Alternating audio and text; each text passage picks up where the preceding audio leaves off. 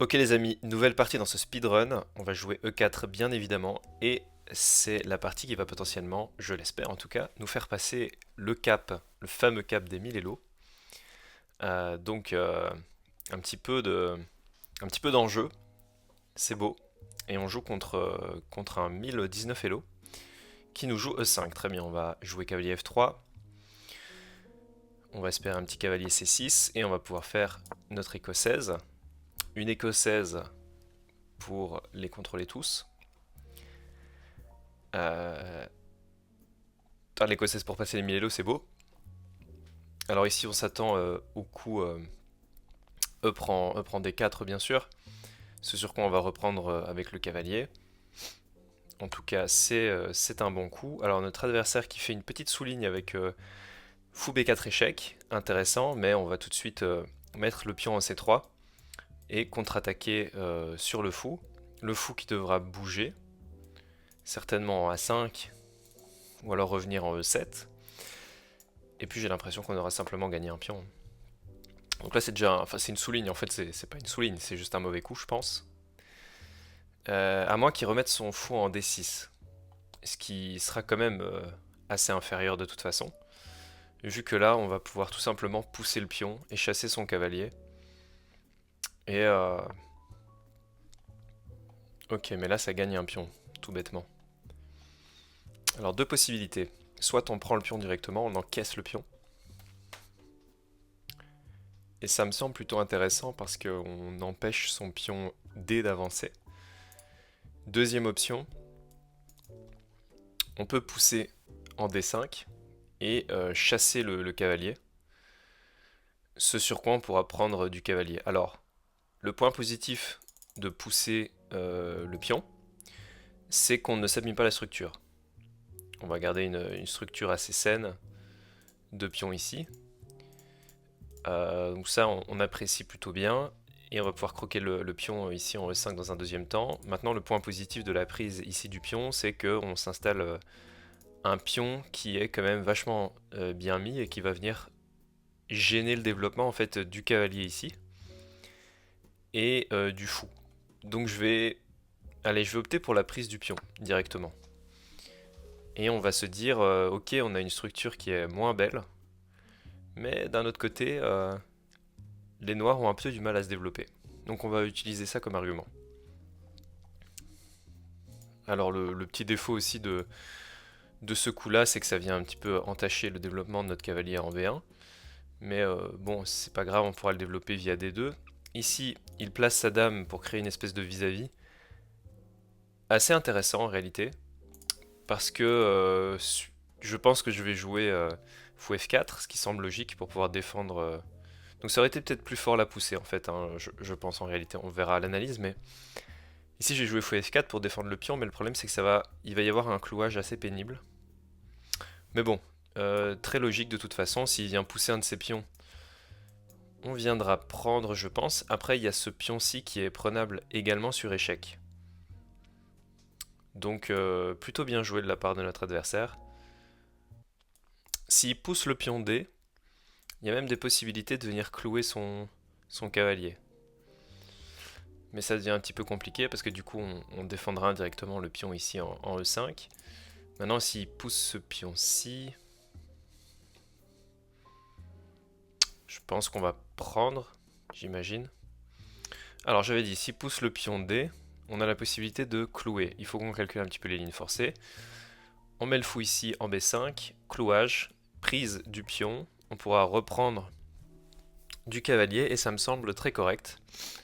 Maintenant, s'il se décloue directement, donc si après fou B5 il va directement se déclouer, là on pourra peut-être penser à prise, prise et prise. Ce qui serait aussi très intéressant. Euh, que faire? Je pense que le clouage est vraiment une option. Alors la prise en est une autre, et on n'a pas calculé cette variante. Prise certainement dame échec, et en fait le problème c'est qu'il récupère le fou. Donc nous ce qu'on pourrait faire sur dame prend en cas de prise, c'est interposer notre dame, créer un autre clouage et interdire la prise du fou. Ce sur quoi il pourrait prise. On se retrouverait avec un pion ici qui va être pris et on gagnerait le pion. Donc je pense que c'est une des variantes les plus simples, je pense, la prise, en réalité. Parce qu'il va d'office prendre le pion, c'est toute son idée. Maintenant, il y a une variante avec fou ici. En cas de prise du pion, on l'a vu, on prend du cavalier. Et le problème, c'est qu'on n'est pas très bien développé, mais lui non plus. On va menacer des prises ici. Je pense que je préfère la première ligne, parce qu'elle est un peu plus forcée. Elle est un peu plus forcée, j'ai l'impression. Et on va se retrouver avec un... Ok, bon. Alors là-dessus, bah, je pense qu'on peut juste développer... Enfin... On peut juste protéger notre pion, je pense. On peut juste protéger notre pion. Alors, sur prise du fou ici, il y a prise. On se cache. Et en fait, c'est ok, je pense. Donc moi, ça me va très bien, en réalité. Et sur prise de la dame, sur prise... Il peut peut-être y avoir des problèmes à base de fou là, mais... Je pense que... Bon, il y a même la poussée hein, qui se regarde. Donc là, beaucoup de possibilités dans cette partie, c'est intéressant. Ah, ou alors je peux tout éviter, je peux éviter tout problème en plaçant mon fou ici. Ce qui est une réelle option également. Fou ici se regarde, la poussée se regarde. La prise du fou se regarde. Beaucoup de choses qui se regardent.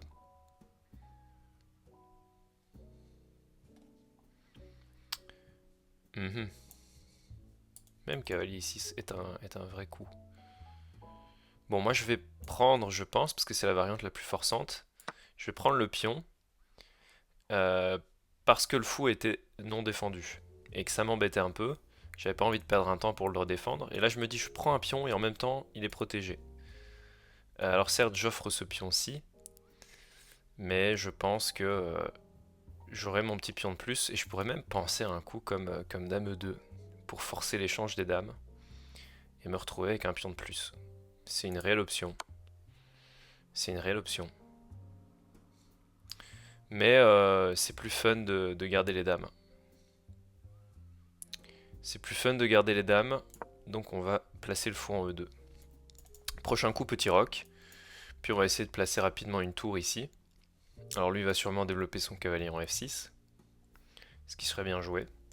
Bon, j'ai la possibilité de gagner un temps aussi avec mon cavalier, mais je préfère mettre tout de suite mon roi à l'abri. On va regarder, est-ce que son cavalier a des cases embêtantes? Je crois pas. On va tout de suite aller mettre notre roi à l'abri et préparer tour E1. De toute façon, ce cavalier peut venir rebondir assez facilement. Nous, notre fou, il est super bien placé. Hein. Il empêche son roi de roquer. Il fait en sorte qu'on va... Waouh. Et ça va pas, je pense. Ça va pas du tout. Parce qu'on a déjà... On a déjà un coup gagnant, je pense. Donc là, je regarde un petit peu tous les coups possibles. Évidemment, tour 1, c'est une bonne idée. Mais je pense que ça va encore plus vite d'aller faire un petit fou B5 échec. Si jamais il vient interposer son fou, bah de toute façon, on a tour 1. Et on crée une enfilade énorme, énormissime. S'il bouge son roi, pareil. De toute façon, son cavalier est attaqué en rayon X. Et toutes nos pièces pour l'instant sont défendues. C'est pour ça que j'ai mis mon fou ici, c'est plutôt sympa. Et s'il vient avec son autre cavalier bloqué, bah c'est toujours la même histoire. Hein. Je pense que c'est toujours la même histoire de toute façon. Le clouage est trop. Et trop, c'est trop. Donc là, je pense, à moins que j'ai raté quelque chose, même cavalier ici, hein, c'est déjà totalement finito. Parce qu'on a ce coup, hein, tour 1. Et évidemment, merci ce pion qui nous défend cette case 1. Et là c'est terrible. Hein. C'est terrible. Alors maintenant, c'est totalement gagnant. Et il faut regarder quel est le coup qui termine la game. Fou prend pourrait clôturer. Parce qu'en cas de cavalier prend, de toute façon, on a la prise. Tour prend, ça m'a l'air aussi exceptionnel. Je pense que tour prend est assez exceptionnel. Mais je pense que fou prend clôture peut-être encore plus. Parce qu'en cas de fou prend, on a prise, échec, roi ici, forcé.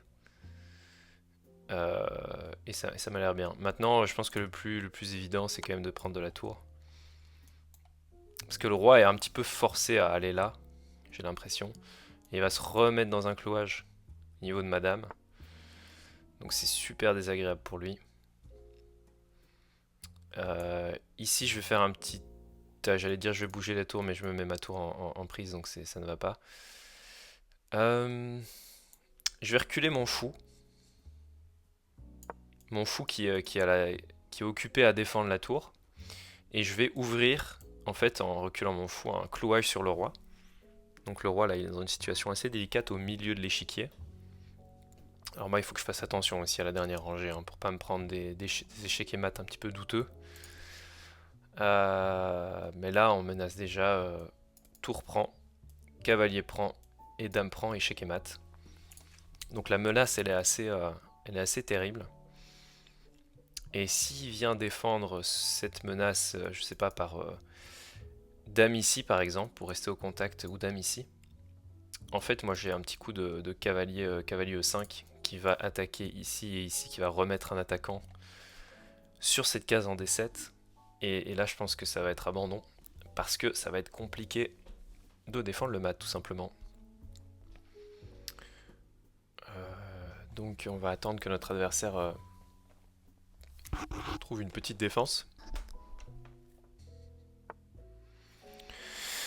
Ok, mais ça ne suffira pas, je pense. Est-ce qu'on a plus forçant? Parce que en fait, tour prend, il peut peut-être partir. Et je sais pas, mais par contre, dame prend, cavalier prend, tour prend, il part, ça revient un petit peu au même. Donc je pense que je vais de toute façon prendre... Non, je pense que c'est très très fort. Je pense que c'est très très fort parce que même au cas où il part, de toute façon il est bloqué ici avec le fou, sur la diagonale. Et donc s'il part ici, moi j'ai juste à reculer la tour. Et il va devoir interposer quelque chose, mais je suis même pas sûr qu'il puisse interposer quoi que ce soit. Parce que c'est la diagonale ici, et là on va pouvoir délivrer le magnifique échec et mat en D7. Et remporter la partie et passer le cap des 1000 Elo, les amis. On a 1006 Elo actuellement, c'est super. On va pouvoir analyser cette partie. Hop, petit 83% de précision. Donc, à mon avis, hein, il y avait la poussée à faire en début de partie, qui était bien plus intéressante. On va voir ça tout de suite. Écossaise. Là, le coup fou B4 est un très mauvais coup en fait. J'avais parlé de sous-ligne, mais on n'est pas sur une sous-ligne, on est sur un sous-coup. Parce que pion C3 contre-attaque et ne résout pas le problème du pion ici en E5. Fou recule, et là on a pris la décision de prendre le pion, qui je pense était une décision correcte, mais pas la meilleure décision. Tout à fait, c'est une imprécision. On passe de 2.6 hein, à 1.7, donc c'est quand même une erreur. Je pense que là on aurait dû avancer le pion tout simplement, parce qu'on se garde une excellente structure, et en fait on va tout simplement gagner le pion ici en E5, sans problème. Regardez les noirs qui se marchent littéralement dessus. Nous on a tout le centre, un cavalier au centre, la dame quasiment développée, donc c'est une position écrasante. J'aurais vraiment dû partir là-dessus. J'ai voulu vous montrer cette idée de bloquer un petit peu les pions, mais qui n'était visiblement pas la meilleure, parce qu'il joue une bonne variante, on va dire, en plaçant sa dame directement en rayon X au niveau de mon roi. Là-dessus, je défends avec mon fou, c'était une erreur. Et là, il aurait dû partir avec l'autre pion, qui m'embêtait un peu plus, et c'était avec raison. Donc là, sur la poussée des 6, on a pris, qui n'était pas le meilleur. Il fallait qu'on défende le pion, en fait, E4 de l'autre côté, qu'on crée peut-être potentiellement des problèmes là-dessus, en venant clouer ici le cavalier dans un deuxième temps. Donc ça, on l'avait pas dans le range, on l'avait pas trouvé de toute façon. Nous, on a joué pion prend, et là, il fallait qu'il joue dame prend, et moi, j'avais vu cette version-ci, je prenais avec la dame. Là, il échangeait, et on avait cette position, prise, et j'avais vu prise. Et on avait voilà une position avec un pion de plus, position qui me semblait somme toute très correcte. Mais notre adversaire ne l'a pas vu de cette... Il n'a pas vu de cette façon.